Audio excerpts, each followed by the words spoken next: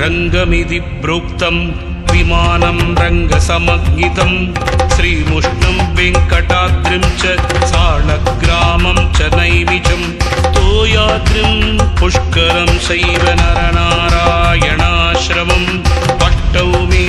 मूर्तयः सन्ति स्वयं भक्ता महीधरे श्रीवरा